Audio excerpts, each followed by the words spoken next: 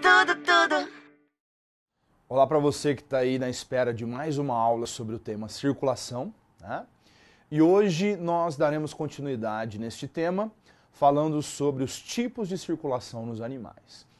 Todo mundo sabe, né, que os animais começam bem simplesinhos lá nos poríferos e terminam bem complexos lá nos cordados, passando por 9 filos.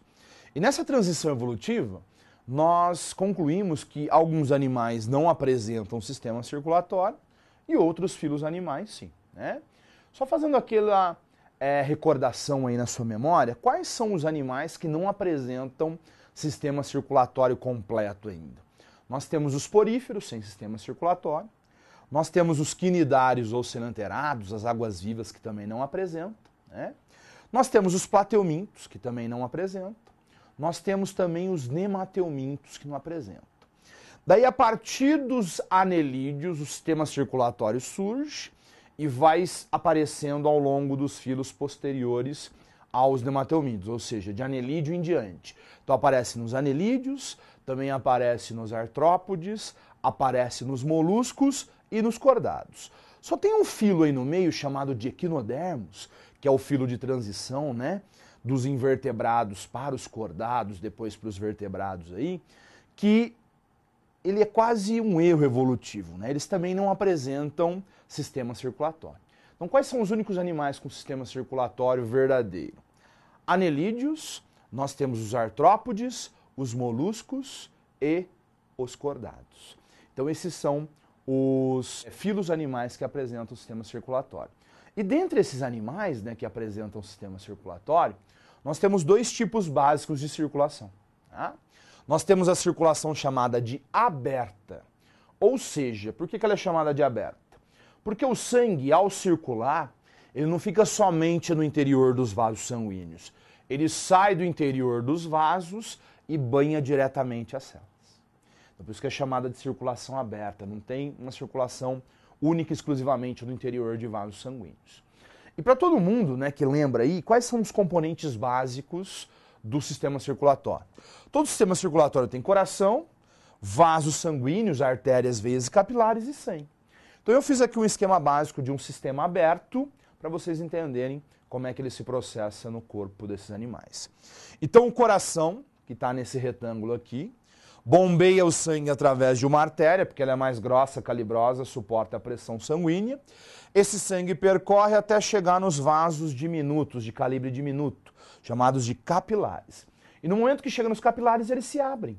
E o sangue não continua no sistema fechado, e sim cai agora em cavidades entre as células chamadas de hemoceles. Ó, hemo, sangue, celes, cavidades. E começa a banhar diretamente essas células aí. Para poder voltar esse sangue, depende da contração da musculatura esquelética dos animais. Então a volta é muito lenta. Daí o sangue volta para o sistema, vai bem devagar para o coração, daí ganha velocidade de novo. E assim vai. Então a grande questão é essa, ó, o sangue sai do interior dos vasos e banha diretamente as células em cavidades chamadas de hemoceles. Qual que é o problema desse sistema circulatório? Pelo sangue sair do sistema, sair dos vasos sanguíneos, ele perde pressão e perde velocidade.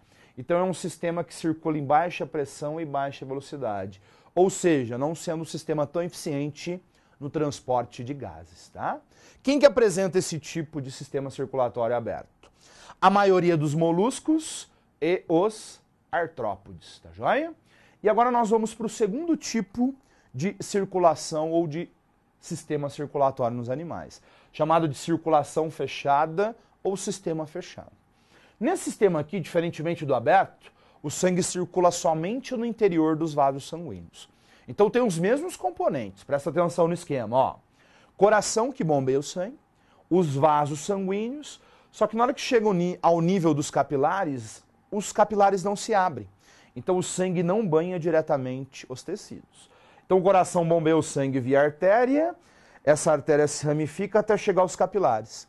Na hora que chega aos capilares, repara no desenho, o sangue não sai do interior dos vasos, não banhando diretamente quem? As células. Na verdade, o sangue passa bem perto das células, sendo separado pela parede dos capilares, que é bem fininha, né? Bem delgada. E daí, através dessa parede, ocorre trocas de substâncias entre as células e o sangue. Gases são trocados, nutrientes, excretas, hormônios. Então não tem um contato direto entre o sangue e as células. E daí o sangue se mantém dentro do sistema, continua dentro dos vasos e por uma veia retorna ao coração. Bombeia novamente e assim continua a circulação. Qual que é a vantagem desse sistema? Como ele é fechado, você consegue manter a pressão e a velocidade de circulação. Na verdade, perde um pouquinho de pressão nos capilares, de velocidade, porque tem que deixar extravasar o plasma, senão os vasos estouram, né? Então, parte da pressão e parte da velocidade é mantida. Então, é um sistema, por ser fechado, que a circulação ocorre em alta pressão e alta o quê? Velocidade. Sendo um sistema eficiente no transporte, principalmente do quê? De gases. Quem são os animais, né, que apresentam esse sistema circulatório eficiente, com alta pressão e com alta velocidade, onde o sangue não sai do interior dos vasos, ou seja, mantendo uma circulação com alta pressão e alta velocidade? Nós temos os anelídeos, os primeiros animais a terem sistema circulatório, e no caso o sistema circulatório fechado. Nós temos os cordados, que é o nosso filo, né? Principalmente os vertebrados, aí representando os cordados, né? O subfilo dos vertebrados, com sistema fechado. E os cefalópodes, que é um tipo de molusco, que são aqueles que têm os pés na cabeça, ó, céfalo, cabeça, pés na cabeça. Na verdade, são lula, polvo e náutilos, que têm os tentáculos na cabeça. E eles são os únicos moluscos com sistema fechado. Por quê? Porque são moluscos de corpo mole, né? Todo molusco tem corpo mole. E normalmente eles nadam em grandes profundidades. Então tem uma pressão da coluna d'água muito grande sobre os seus corpos. Então, para não ocorrer um pressionamento dos corpos e os fluidos se expandirem e eles explodirem, eles têm um sistema fechado para manter a pressão interna maior que a pressão externa. Ou seja, a pressão interna maior que a pressão da coluna d'água. Então, existe uma vantagem em eles terem um sistema circulatório fechado, para poderem suportar a pressão da coluna d'água sobre os seus corpos. Para quem não se lembra, a cada 10 metros, 1 atm de pressão. Então, com isso, concluímos essa aula. Nos vemos num próximo tema.